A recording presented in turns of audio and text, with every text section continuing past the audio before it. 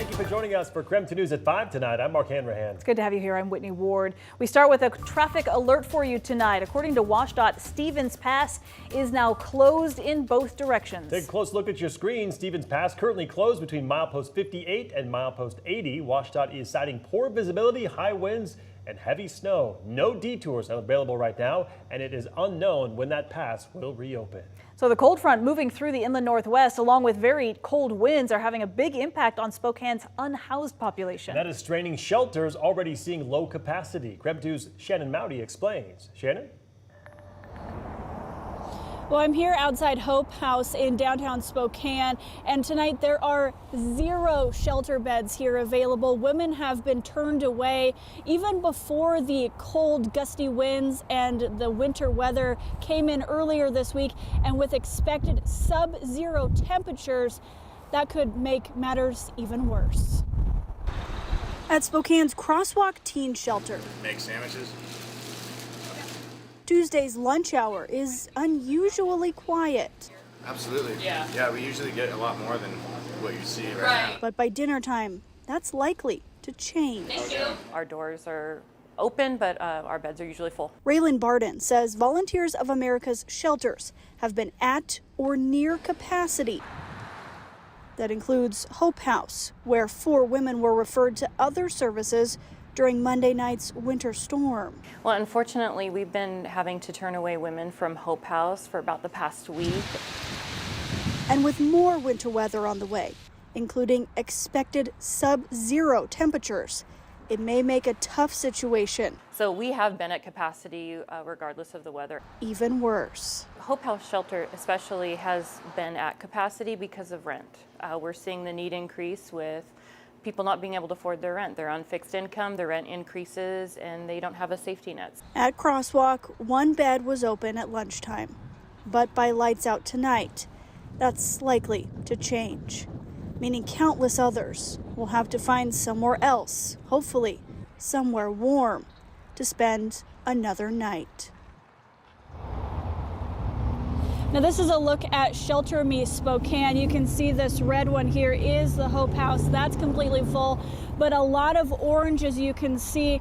Now, just to let you know how dire the situation is right now, there are 39 beds available out of 400 at the Trent shelter. That is Spokane's largest unhoused shelter. In Spokane, Shannon Mowdy, KREM 2 News.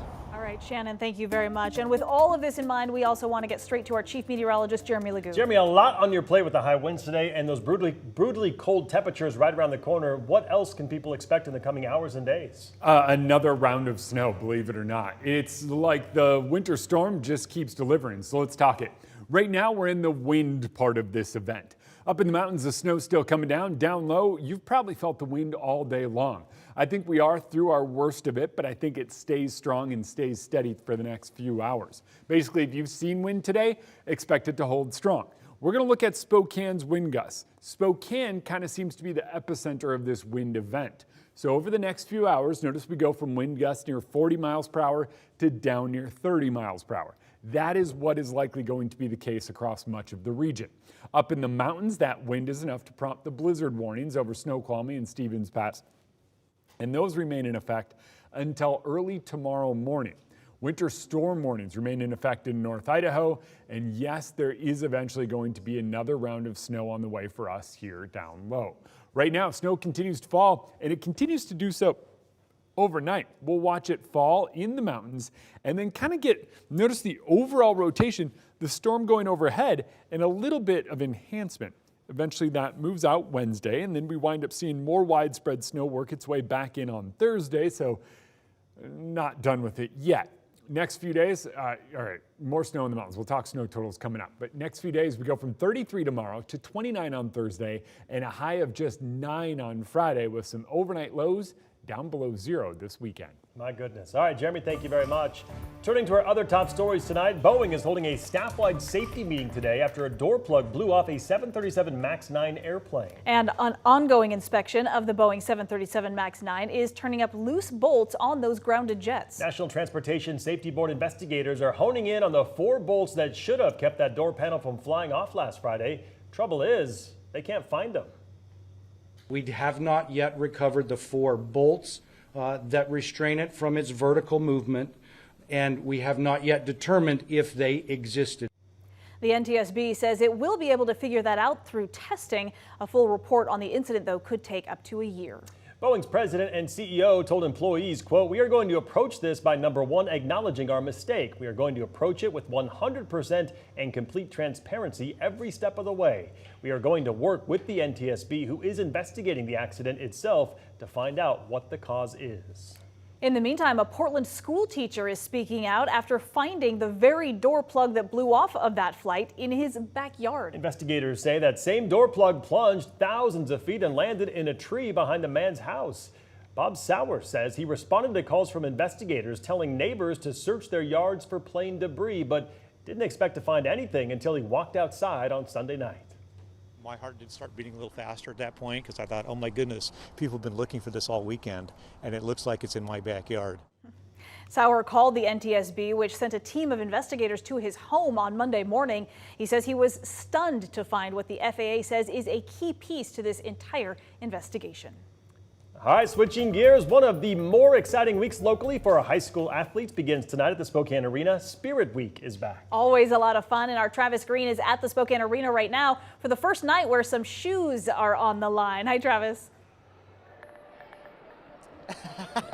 Hey, Whitney, yes, some shoes indeed. Some shoes that are groovy. The groovy shoes up for grabs in the latest installment of the rivalry between North Central and Shadle Park. Now, if you're unfamiliar with Spirit Week, it's essentially what the name implies. It's all about school spirit. North Central brought home the coveted shoes last year for having the most student section spirit, but there's also a pair of basketball games to be played. The girls game beginning at 5:30 and the boys at 7:30, which means former Zag Robert Sacre will be on the court as he's the Wolfpack's boys head coach. Now, Spirit Week this week's a little different than years past. Rather than the full week here at the arena, it's just the groovy shoes tonight, and the rubber chicken between Ferris and Lewis Clark's going to happen tomorrow. But after that, we have the Railroad Rumble and other Spirit games such as that, the Stinky Sneakers, later on in the year. Now, I've got my trusted photographer, Patrick, here. Look what we got. This is what Spirit Week brings. We've got the setups, louder, you know. We got more over here. Shrek. This is Shadle Park looking to bring home the first groovy shoes in 8 years. North Central has won 7 in a row. I'll have a full recap of Spirit Night for you tonight on KREM 2 News in the Lakes. That includes highlights of the games and, of course, who brings home the coveted shoes. I'll send it back to you guys there in the studio. Looking forward to that. Travis, thank you very much.